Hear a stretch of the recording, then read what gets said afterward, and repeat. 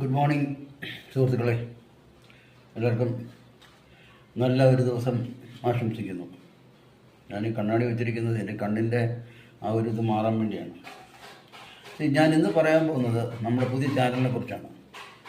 പുതിയ ചാനൽ എന്ന് പറഞ്ഞാൽ നമുക്ക് സാധാരണ എന്തെങ്കിലും ചെറിയ അസുഖങ്ങൾ, ചെറിയ ബുദ്ധിമുട്ടുകൾ, ശരീരത്തിന് ചെറിയ വേദനയൊക്കെ വരുമ്പം നമ്മൾ അത് വെച്ചുകൊണ്ടിരിക്കും.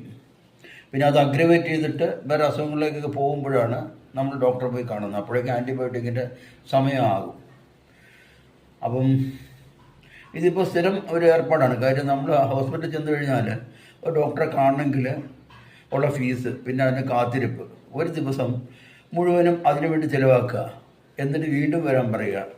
പിന്നെ മരുന്നിനെ കഴിച്ചാൽ, ആൻറ്റിബയോട്ടിക്കൊക്കെ കഴിച്ചു കഴിഞ്ഞാൽ ഒരാഴ്ച നമ്മൾ പിന്നെ നമ്മുടെ ജീവിതശൈലി തന്നെ മാറേണ്ടി വരും. പിന്നെ പേടി, ആൻസൈറ്റി എന്ന് പറയുന്നത് വരും.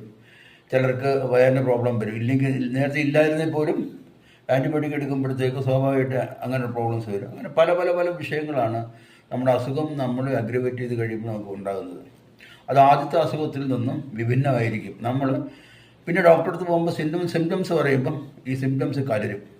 അതുകൊണ്ട് തന്നെ മെഡിസിൻ തരുന്നതിലും വ്യത്യാസം ഉണ്ടാകും. ഞാൻ പറയാൻ പോകുന്ന അരോമ തെറാപ്പി എന്ന് പറഞ്ഞാൽ ഏകദേശം 5000 വർഷങ്ങൾക്ക് മുമ്പ്, അല്ലെങ്കിൽ 5000 വർഷങ്ങൾ ഉണ്ട് ആ കാലത്ത്, ഈ മോഡേൺ മെഡിസിൻ ഒന്നും ഇല്ലായിരുന്ന കാലത്ത് ഈജിപ്ഷ്യൻസും ഗ്രീക്കും നമ്മുടെ ഇന്ത്യയിൽ തന്നെയും പലയിടത്തും, ലോകത്ത് പലയിടത്തും ഈ ഭിഷഗ്വരന്മാരുണ്ടായിരുന്നു. അവർ രാജാക്കന്മാരെ ചികിത്സിക്കാൻ വേണ്ടി പോകും. സാധാരണക്കാരൻ അവർ വീട്ടിൽ വരുമ്പോൾ അവർ ചികിത്സിക്കും. ഇങ്ങനെയുള്ള ചികിത്സകൾ അതെല്ലാം ചില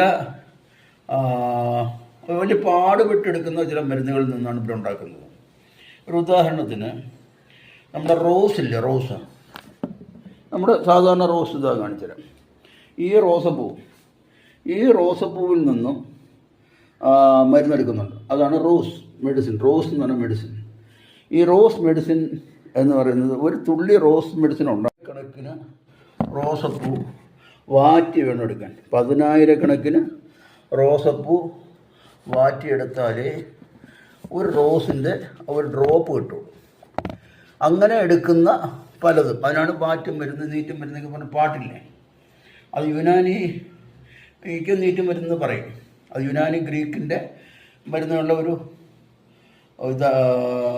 ഇത് തന്നെ ഡെവലപ്പ് ചെയ്തിട്ട് അവസാനം യുനാനിയായിട്ട് മാറുകയാണ്. അപ്പം ഇത് എങ്ങനെയാണെന്ന് പറഞ്ഞാൽ, നമ്മളിപ്പം ശ്വാസം മുട്ടൽ വരുന്നു, ലങ്സിന് പ്രോബ്ലം വരുന്നു. അപ്പം നമുക്ക് ശ്വസിക്കാൻ വേണ്ടി